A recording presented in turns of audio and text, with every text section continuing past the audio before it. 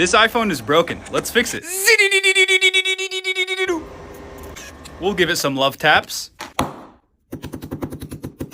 And now it's crunch time.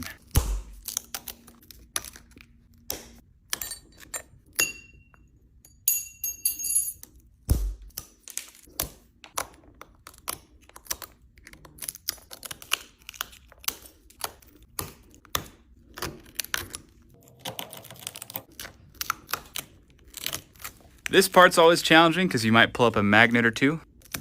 Thankfully, you can always glue those back down.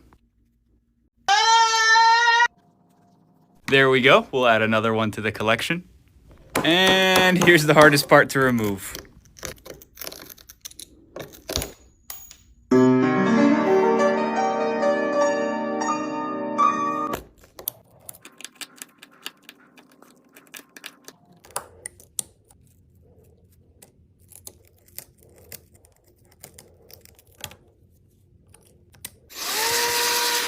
And then we'll stick it in for round 2.